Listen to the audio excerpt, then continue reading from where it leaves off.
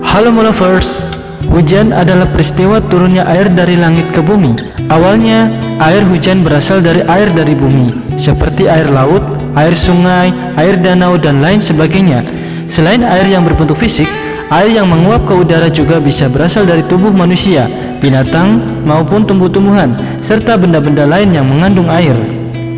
Air tersebut umumnya mengalami proses penguapan atau evaporasi akibat adanya bantuan panas matahari.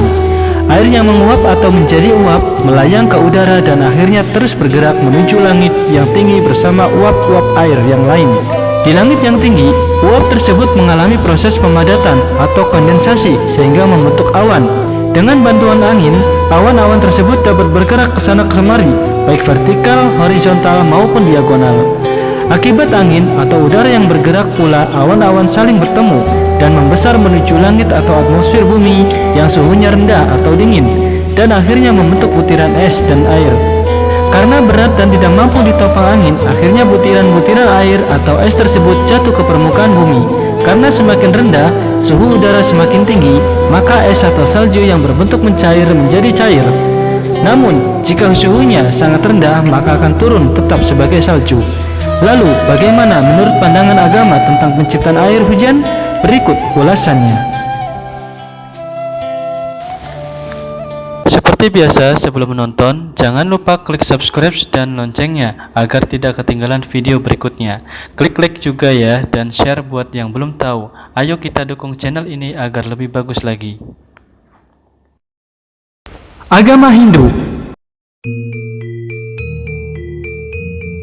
Di dalam kitab Hindu, hujan sudah dibicarakan di dalam kitab mereka, sebagaimana telah dikutip dari kitab Atharvaveda bab ke-7, pasal 107, yang artinya, sinar 7 matahari itu menguapkan secara alami air laut ke langit biru. Kemudian, dari langit biru itu, hujan diturunkan ke bumi.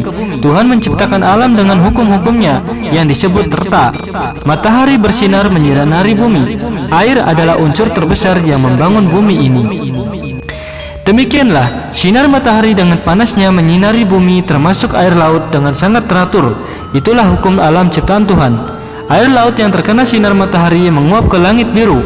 Air laut yang kena matahari menguap menjadi mendung. Karena hukum alam itu juga mendung menjadi hujan.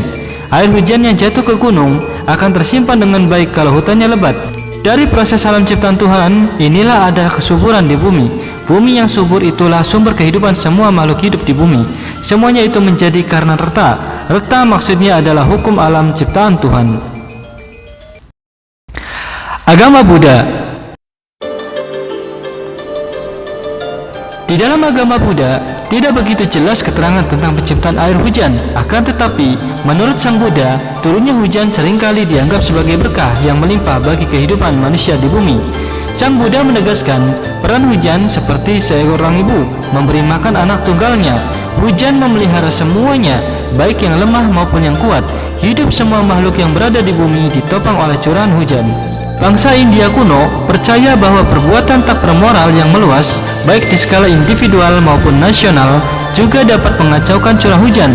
Dalam kitab Yataka, Buddha sependapat dengan menyatakan, turunnya hujan pada saat yang tidak tepat dan tidak turunnya hujan pada saat yang tepat disebabkan oleh raja atau pimpinan yang berlaku buruk. Musim kemarau seringkali dianggap sebagai bencana yang dapat menyebabkan kelaparan dan kekacauan. Dalam literatur Buddhis, hujan dapat turun setidaknya dalam 2 cara yang berbeda, yakni di dalam tetesan yang besar, seperti hujan deras pada musim hujan, dan gerimis, seperti percikan air. Meskipun banyak legenda terkait dengan hujan, tetapi sesungguhnya hujan hanyalah proses alam yang dapat dijelaskan secara ilmiah. Sang Buddha berkata bahwa berkurangnya curah hujan dapat berhubungan dengan beberapa, seperti panas, angin, atau awan yang berembus di atas samudra.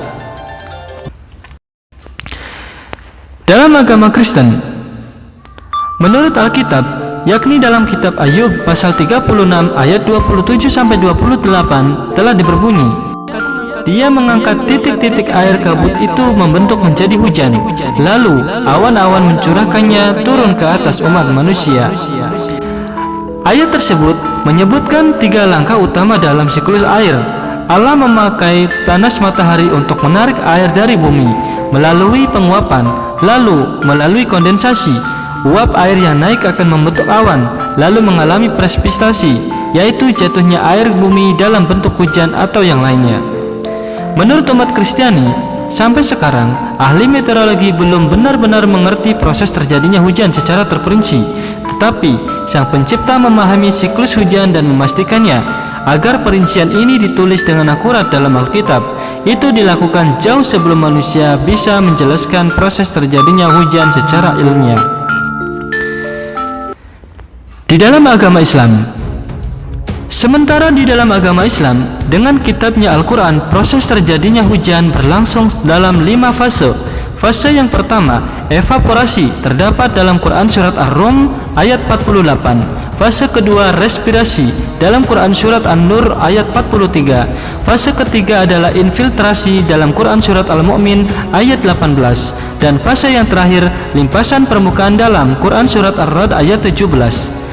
Sebagaimana Allah Subhanahu wa Ta'ala sudah sangat jelas menjelaskan dalam Al-Quran yang telah berbunyi, tidaklah kamu melihat bahwa Allah menggerak awan, kemudian mengumpulkan antara bagian-bagiannya, kemudian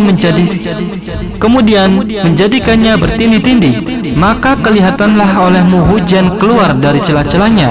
Dan Allah juga menurunkan butiran-butiran es dari langit, yaitu dari gumpalan-gumpalan awan seperti gunung-gunung. Maka ditimpakannya butiran-butiran es itu kepada siapa yang dikehendakinya, dan dipalingkannya dari siapa yang dikehendakinya. Kilauan kilat awan itu hampir-hampir menghilangkan penglihatan. Quran Surat An-Nur ayat 43. Wallahu a'lam bishawab.